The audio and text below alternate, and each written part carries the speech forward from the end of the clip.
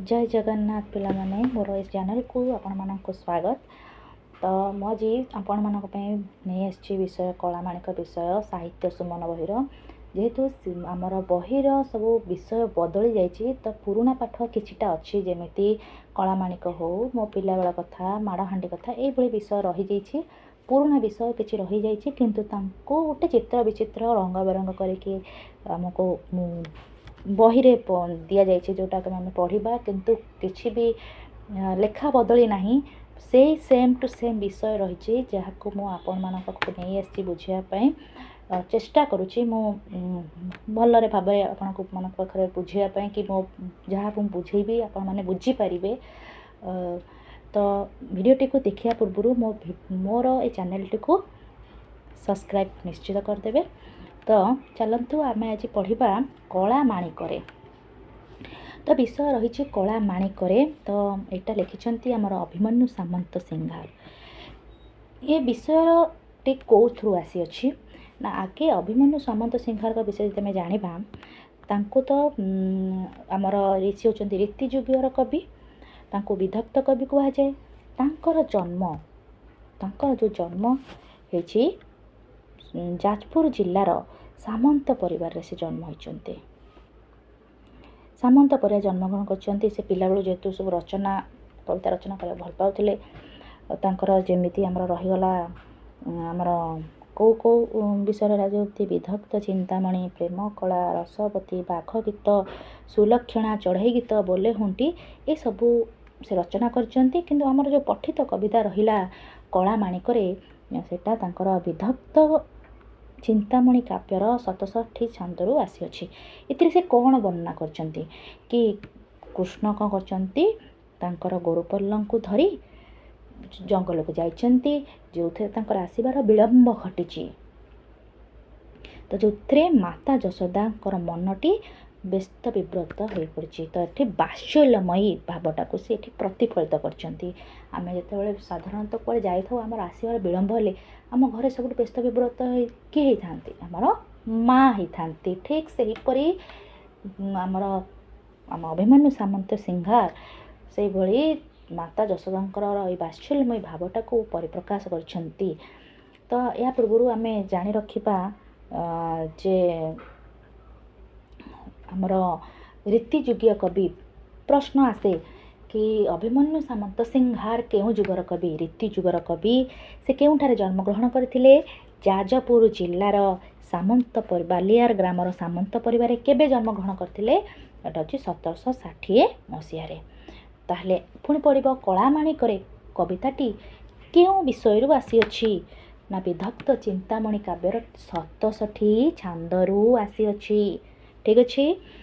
तो आम ए विषय को जीवा विषय होची कलामाणिक। कलामाणिक रे एठी माता जशोदा तांकर पुत्र कृष्ण को श्रीकृष्ण को कलामाणिक बोली संबोधन करछंती। काहेकि संबोधन करछंती ना जेमिति आमर जो माणिक बोली गोटे मूल्यवान पदार्थ जो रही माणिकटर रंग सबुठ मूल्यवान पदार्थ जार रंग कला आ ठीक से ही परी कला हेले भी आम से बहुत मूल्यवान। तो माता जशोदा पाखे ठीक कृष्ण से परी कृष्णकर भी रंग कला ना नहीं। तो कृष्णकर रंग जेहेतु कला तो माँ को पाखे सब पिला सब मूल्यवान होता। तो सी ठीक से हीपरी पुओ को सी सब जरूरी भी भावती कृष्ण कला से कृष्ण अन्य मान पाखे कला हो पारती कृष्णकर रंग कला हो पारे किंतु माता जशोदा पाखे से बहुत मूल्यवान तेणु सी कलामाणिक बोली संबोधन कर। तो ये बेसिक पॉइंट आम कौन जाना दरकार ना अभिमन्यु सामंत सिंघार ये माता जशोदांकर जो बात्सल्यमयी भाव से केमती व्यस्त विव्रत हो पड़ते कृष्ण बणरू आसी ना से घटनाटा से आगे परिप्रकाश करा एथरे लिखाई प्रथम लिखाई देखी नवा आम जमी देखिपुव और लिखाही धीरे घेन कानन रे कृष्ण विलंबित बात्सल्य ममता घिनी भाड़ुंट मत कलामाणिक। तो धीरे आम तो पिला कह धीरे माने तो हूँ आम विलंब डेरी अच्छा ठीक अच्छे କିନ୍ତୁ ଧୀରେ ଅର୍ଥ ହେଉଛି ଏଠି ପଣ୍ଡିତ ଜ୍ଞାନୀ ଲୋକମାନଙ୍କୁ ସେ ଏଠି ସମ୍ବୋଧନ କରାଇଛନ୍ତି। ତ ଅଭିମନ୍ୟୁ ସାମନ୍ତ ସିଂହାର ପଣ୍ଡିତମାନଙ୍କୁ କହୁଛନ୍ତି, ଆରେ ପଣ୍ଡିତମାନେ ସମସ୍ତେ ଶୁଣ କି କାନନର ଅର୍ଥ ହେଉଛି ଜଙ୍ଗଲ, ଅରଣ୍ୟ। ଆମେ ଏଠି ଜଙ୍ଗଲର ପ୍ରତିଶବ୍ଦ ଆମେ ଜାଣିପାରିବା ନା ନାହିଁ। ତ ଏଠି କାନନର ଅର୍ଥ ହେଉଛି ଜଙ୍ଗଲ, ବଣ, ବନ, ଅରଣ୍ୟ। ତ କୃଷ୍ଣ ଜଙ୍ଗଲକୁ ଗାଈ ଚରିବାକୁ ଯାଇଛନ୍ତି, ତାଙ୍କର ଆସିବାଟା ବିଳମ୍ବ ହୋଇଛି। ସେଥିପାଇଁ ମାତା ଯଶୋଦା ଏଠି କ'ଣ ହୋଇଛନ୍ତି, ବ୍ୟତିବ୍ୟସ୍ତ ହୋଇପଡ଼ିଛନ୍ତି। ତ ପୁଣି କ'ଣ କହିଛନ୍ତି, ନିଧନ ସଂଖାଳି ମୋର ଦରିଦ୍ର ପସରା, ଅନ୍ଧ ଲଉଡ଼ି ବାବୁରେ ହୃଦରତ୍ନହାରା। ତୁ ହେଉଛୁ ମୋର ନିଧନ, ମୁଁ ହେଉଛି ଗୋଟେ ଗରିବ ଲୋକ, ଗୋଟେ ଗରିବ ଲୋକର ଯେଉଁ ଥାଏ ଆଶା ଭରସା, ତୁ ହେଉଛୁ ସେଇ ମୋର ସଂଖାଳି। ଆଉ ଅନ୍ଧ ଲଉଡ଼ି ବାବୁରେ ହୃଦରତ୍ନହାରା। ଅନ୍ଧ ଲଉଡ଼ି ଆମର ଗୋଟେ ରୂଢ଼ି ଏଠି ପ୍ରୟୋଗ ହୋଇଛି। ଅନ୍ଧ ଲଉଡ଼ି, ଅନ୍ଧର ଲଉଡ଼ି, ଅସହାୟର ସହାୟ ଯିଏ ଥାନ୍ତି ତାଙ୍କୁ ଆମେ ଅନ୍ଧର ଲଉଡ଼ି ବୋଲି ଏଇ ରୂଢ଼ି ତାଙ୍କ ପାଇଁ ଆମେ କ'ଣ କରିଥାନ୍ତୁ, ଏଇ ରୂଢ଼ିଟା ତା ପାଇଁ ପ୍ରୟୋଜନୀୟ ହୋଇଥାଏ। ତ ଠିକ୍ ସେହିପରି ମାତା ଯଶୋଦା କହୁଛନ୍ତି କି ମୁଁ ଅସହାୟର ସହାୟ ହେଉଛୁ କେବଳ ତୁ। କିଏ ଏଠି? ଶ୍ରୀକୃଷ୍ଣ। ଶ୍ରୀକୃଷ୍ଣ ହେଉଛନ୍ତି ମାତା ଯଶୋଦାଙ୍କର ମାନେ ଅନ୍ଧର। ଯଦି ମାତା ଯଶୋଦା ଏଠି ଅନ୍ଧ ହୁଅନ୍ତି, ତାଙ୍କ ଲଉଡ଼ି ଏଠି କିଏ? କୃଷ୍ଣ। ତ ଏଠି ଲଉଡ଼ିର ଅର୍ଥ ତୁମେ ଭାବୁଥିବ ଲଉଡ଼ି ମାନେ କ'ଣ ନା, ଲଉଡ଼ିର ଅର୍ଥ ହେଉଛି ବାଡ଼ି। ପଡ଼େ ବାଡ଼ିର ଦୁଇଟି ପ୍ରତିଶବ୍ଦ ଲେଖ। ତୁମେ କ'ଣ ଲେଖିବ?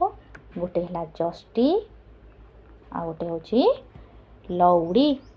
ଆମେ ଦୁଇଟା ଜାଣିଲେ ନା ନାହିଁ, ଯଷ୍ଟି ଆଉ ଲଉଡ଼ି।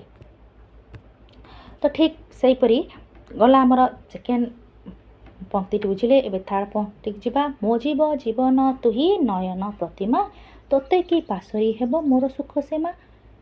ତାହେଲେ ତୁ ହେଉଛୁ ମୋ ଶରୀରର, ତୁ ଜୀବନ, ତୁ ମୋ ନୟନ ପ୍ରତିମା, ତୁ ମୋ ଆଖିର ପ୍ରତିଛବି। ନୟନ, ଦେଖ ନୟନର ପ୍ରତିଶବ୍ଦ ଆମେ ଜାଣିପାରିବା। ନୟନର କେତେ ପ୍ରକାର ପ୍ରତିଶବ୍ଦ ଅଛି।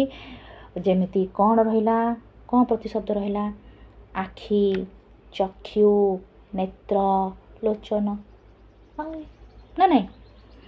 ପ୍ରତିମା ତୁ ହେଉଛୁ ମୋର ଏଇ ଲୋଚନ, ମୋ ଏ ଆଖି, ମୋ ଏ ଚକ୍ଷୁର ହେଉଛୁ ତୁ ପ୍ରତିଛବି। ତତେ କି ପାଶୋରି ହେବ ମୋ ସୁଖ ସୀମା, ଯଦି ତତେ ମୁଁ ଭୁଲିଯିବି ମୋ ସୁଖର ସୀମା କିଛି ରହିବ? ପାଶୋରିବା ଅର୍ଥ ଏଠି ହେଉଛି ଭୁଲିଯିବା ଅର୍ଥରେ ବ୍ୟବହାର କରାଯାଇଛି।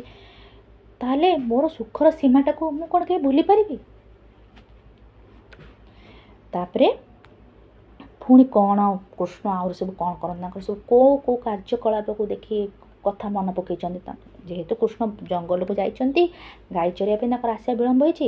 ଦେଖ ଏଠି ମାତା ଯଶୋଦା ତାଙ୍କର କେଉଁ କଥାକୁ ମନେ ପକାଇଛନ୍ତି। ଦେଖ କୃଷ୍ଣ କ'ଣ କରନ୍ତି ନା, କୃଷ୍ଣ କ'ଣ କରନ୍ତି, ଡରୁଥାଉ ଅନ୍ଧାରକୁ ରଖିଯାଉ ଗୋରୁ, ଜନକୀ ଜନନୀ ସୁଖ କାହିଁ ପାଇଁ ସରୁ। କୃଷ୍ଣ କ'ଣ କରନ୍ତି, ଅନ୍ଧାରକୁ ଡରନ୍ତି। ଅନ୍ଧାରକୁ ଡରି କ'ଣ କରନ୍ତି, ଗୋରୁ ଗାଈଙ୍କୁ ରଖି ଛାଡ଼ି ଦେଇ ପଳାଇ ଆସନ୍ତି। ତ ସେତିକି ବେଳେ ସେ ଆସି କାହା ପାଖକୁ ପଳାଇ ଆସନ୍ତି, ତାଙ୍କ ମାତା ପିତାଙ୍କ ପାଖକୁ ପଳାଇ ଆସନ୍ତି। ତ ସେତେବେଳେ ସେମାନେ ଗୋଟେ ମହା ଆନନ୍ଦ ଲାଭ କରନ୍ତି। କୃଷ୍ଣଙ୍କର ଏଇ ଲୀଳାଟାକୁ ଦେଖି ସେମାନେ ମହା ଆନନ୍ଦ ପ୍ରାପ୍ତ କରନ୍ତି। ତାପରେ କ'ଣ, ବୃଦ୍ଧ କାଳେ ତୁ ମୋର ଏକଇ ନନ୍ଦନ, ହୃଦ ତାପ ବିନାଶିନୀ ତୁ ହରିଚନ୍ଦନ। ହରିଚନ୍ଦନ ହେଉଛି ଏକ ପ୍ରକାର ଚନ୍ଦନ, ଯେଉଁଟା ଆମକୁ ଗ୍ରୀଷ୍ମ କାଳରେ ଆମ ଶରୀରକୁ ଶୀତଳ ପ୍ରଦାନ କରି, ତାକୁ ଆମେ ଗରମ ଯେତେବେଳେ ହୁଏ ଆମେ ଆମ ଶରୀର ଲେପନ କରିଥାଉ। ବୃଦ୍ଧ କାଳେ କୃଷ୍ଣ କ'ଣ ହେଉଛନ୍ତି, ନନ୍ଦନ। କାହାର? ମାତା ଯଶୋଦା, ତାଙ୍କ ନନ୍ଦଙ୍କର ପୁତ୍ର ସେ ନା। ତ ସେ ଯେତେବେଳେ ମାନେ ବୁଢ଼ା ହେଇଯିବେ ବା ମାତା ଯଶୋଦା ଯେତେବେଳେ ବୃଦ୍ଧ ହେଇଯିବେ, ତ ସେ କ'ଣ ତାଙ୍କର ସେ ବୃଦ୍ଧ ସମୟରେ ସେ ତାଙ୍କର କ'ଣ ଏକମାତ୍ର ସାହାରା ହେବେ। କିଏ? କୃଷ୍ଣ। ତାହେଲେ ସେଇ ସମୟରେ ତାଙ୍କର ସେଇ ହୃଦୟର ଯନ୍ତ୍ରଣାକୁ ସେ ହରିଚନ୍ଦନ ସାଜି ତାକୁ କ'ଣ କରିବେ, ଦୂର କରିବେ, ନାଶ କରିବେ। ଗୋଟିକା ଅଧାମ ସର ନରୁଛଇ ତତେ, ନାଚି ଲାଞ୍ଚ ମାଗୁଥାଉ ଲବଣିକେ ମତେ। ତତେ ତ କ'ଣ ରୁଚେ ନାହିଁ, ଗୋଟିକା ଅଧାମ ସର ରୁଚେ ନାହିଁ, ତୁ ଲବଣୀ ଖାଇ ବୋଲି କ'ଣ କରିଥାଉ, ନାଚିଥାଉ। ତାହେଲେ ଆମେ ଏବେ ବର୍ତ୍ତମାନ ଦେଖିବା କି କୃଷ୍ଣକୁ କେଉଁ ଖାଦ୍ୟ ରୁଚେ ନାହିଁ। ଅଧାମ, ଗୋଟିକା, ସର ଏସବୁ କିଛି ରୁଚେ ନାହିଁ। ଅଧାମ, ଗୋଟିକା ହେଉଛି ପେଡ଼ା, ଅଧାମ ହେଉଛି ରାବିଡ଼ି, ଏଗୁଡ଼ା ତାଙ୍କୁ ରୁଚେ ନାହିଁ। କୃଷ୍ଣଙ୍କୁ ଏଗୁଡ଼ା ଦେଲେ କୃଷ୍ଣ ଜମା ବି ଭଲ ପାଆନ୍ତିନି। କୃଷ୍ଣଙ୍କୁ କ'ଣ ଭଲ ଲାଗେ, ଲବଣୀ ଭଲ ଲାଗେ, ମାନେ ଲହୁଣୀ ଭଲ ଲାଗେ। ତ ତ ଲହୁଣୀ ଖାଇବା ପାଇଁ ସେ ଯଦି କୁହାହବ ତୁମେ ନାଚ ତୋତେ ଲହୁଣୀ ଦିଆହେବ, କୃଷ୍ଣ କ'ଣ କରନ୍ତି? ନାଚି ଦିଅନ୍ତି। ତ ଏ ବିଷୟରେ ଦେଖିଲେ ଆମେ କୃଷ୍ଣଙ୍କୁ ମାତା ଯଶୋଦା ବିଭିନ୍ନ ନାମରେ ସମ୍ବୋଧନ କରିଛନ୍ତି। ଯେମିତି ହେଲା କ'ଣ କରୁଛନ୍ତି, ଯଦି କହି ପରୀକ୍ଷାରେ ବି କି ଆମର କିଛି କୋଶ୍ଚିନ୍ ଆସେ, କୃଷ୍ଣଙ୍କୁ କେଉଁ କେଉଁ ନାମରେ ମାତା ଯଶୋଦା ଏ କବିତାରେ ସମ୍ବୋଧନ କରିଛନ୍ତି। ଗୋଟେ ତ ଆମେ ଦେଖିପାରୁଛେ କଳାମାଣିକ ବୋଲି କହିଛନ୍ତି, ପୁଣି ସେ ବି ପୁଣି କହୁଛନ୍ତି ତୁ ମୋର ଦରିଦ୍ର ପସରା, ତୁ ମୋର ନିଧନର ଶଙ୍ଖାଳି, ଆଉ କ'ଣ ତୁ ହେଉଛୁ ମୋର ହରିଚନ୍ଦନ, ନୁହେଁ କି? ଏଇସବୁ ନାମରେ ତୁ ହେଉଛୁ ମୋର ଅନ୍ଧର ଲଉଡ଼ି, ବାବୁ, ଆଉ ହୃଦର ରତ୍ନହରା, ଏସବୁ ନାଁରେ ସେ ତାଙ୍କୁ ସମ୍ବୋଧନ କରିଛନ୍ତି। ଠିକ୍ ଅଛି। ତାପରେ କ'ଣ ହେଇଛି ଦେଖିବା। ତୋଳି ମୁଁ ଧଇଲେ ଗୋଳି ହୋଇଯାଉ ତୁହି, ମୋ ଦୁର୍ବଳ ଦେଖି କାହିଁ ପଶିବଇ ମୁଇଁ। ତାହେଲେ ଦେଖ, ଯେତେବେଳେ ତତେ ମୁଁ ଲବଣୀ ନ ଦିଏ ତୁ କ'ଣ କରିବୁ? ଜିଦ୍ଦି କରି ତଳେ ପୁରା ଗଡ଼ିଯାଉ, କାନ୍ଦିବାକୁ ମାତା ଯଶୋଦା କହୁଛନ୍ତି। ସେତେବେଳେ କ'ଣ କରେ, ତୋର ସେ ଦୁର୍ବଳ ଚେହେରା, କୃଷ୍ଣ ଏତେ ଦୁର୍ବଳ ହେଇଥାନ୍ତି ଯେ ତାଙ୍କୁ ଯେତେବେଳେ ମାତା ଯଶୋଦା କୋଳେଇ ଆଣନ୍ତି, ସେ ତାଙ୍କ ଶରୀରରେ କେଉଁଠି ମିଶିଯାଆନ୍ତି ହେଲା। ତ ସେ ଚେହେରାକୁ କ'ଣ ଦେଖିହେବ? ମାତା ଯଶୋଦା କହୁଛନ୍ତି। ତାହେଲେ ଏଇସବୁ ହରକତ ତାଙ୍କର, ଏଇସବୁ କାମ ଗୁଡ଼ିକ, ଏଇ ଯେଉଁ କୃଷ୍ଣ ଯେଉଁ ଲୀଳାଖେଳା କରନ୍ତି, ଏଇସବୁ କଥାକୁ ମାତା ଯଶୋଦା ମନେ ପକାଉଛନ୍ତି। ବୁଝିପାରିଲ? ପୁଣି କହୁଛନ୍ତି କ'ଣ ନା, ଡାକିନି ଲୋଭାନ୍ତି ବୋଲି ଡରୁଥାଉ ମନେ। ଡାକିନି ମାନେ ଡାହାଣୀ, ବାର ବାର ବାରୁଥାଏ ଯିବା ପାଇଁ ମନେ। ଡାକିନି ସେତେବେଳକୁ ମାନେ ଏଠି ଗୋଟେ ଡାହାଣୀ, ଯଦି ଡାକିନିର ଅର୍ଥ ଡାହାଣୀ ହେଉଛି, ତ ସେ ଗୋଟେ ପୁତନା ନାମକ ଗୋଟେ ଅସୁରୁଣୀ ଥିଲା, ଯିଏ ଗୋପପୁରରେ କ'ଣ କରେ, ଯାହାକୁ କଂସ ମାନେ କୃଷ୍ଣଙ୍କର ମାମୁଁ କଂସ ତାଙ୍କୁ ପଠାଇଥିଲେ କୃଷ୍ଣଙ୍କୁ ଖୋଜି ମାରିବା ପାଇଁ। ତାଙ୍କର ଯେହେତୁ କୃଷ୍ଣ ଜନ୍ମ ନେଇଥିଲେ ମାନେ ଆମର କଂସକୁ ମାରିବା ପାଇଁ, ତ କୃଷ୍ଣ ତ ବିଭିନ୍ନ ଅସୁରମାନଙ୍କୁ ପଠାଉଥିଲେ ଗୋପପୁରକୁ କୃଷ୍ଣଙ୍କୁ ମାରିବା ପାଇଁ। ତ କୃଷ୍ଣ ତ ସେତେବେଳକୁ ପୁତନା ନାମକ ଗୋଟେ ଅସୁର ଥିଲା, ସେ ଅସୁରୁଣୀ ଥିଲା, ସେ ଛୁଆମାନଙ୍କୁ ହରଣ କରୁଥିଲା ହେଲା। ତ ସେଇ ସମୟରେ ହରଣ କରି ତାଙ୍କୁ ମାରି ଦେଉଥିଲା। ତ ମାତା ଯଶୋଦା ଭାବୁଛନ୍ତି ସେଇ ଯେଉଁ ଡାକିନି କାଳେ ମୋ ପୁତ୍ରକୁ ସେମିତି ହରଣ କରି ନେବ, ବାରମ୍ବାର ସେଥିପାଇଁ ମୋ ମନଟା ବାରୁଛି ତାକୁ ଛାଡ଼ିବା ପାଇଁ ବନକୁ। କିନ୍ତୁ କ'ଣ ହେଲା, ନିଶାଚର ମାତିବାର ଶୁଭୁଛି ଶ୍ରୁତି କି, ମୁଁ ଡଙ୍କୁଣି ଛାଡ଼ିଦେଲି ବନକୁ କାହିଁକି? ନିଶାଚର ରାକ୍ଷସ ମାନେ ମାତିବାର ମୁଁ ଶୁଣିଛି ଏଇ ବନରେ, ଡାକିନି ମାନେ ବି ଲୋଭାନ୍ତି ମୁଁ ଶୁଣିଛି। ତ ପୁଣି ମୁଁ ଏଇ ଡଙ୍କୁଣି ତୋତେ ବନକୁ କାହିଁ ଛାଡ଼ିଦେଲି?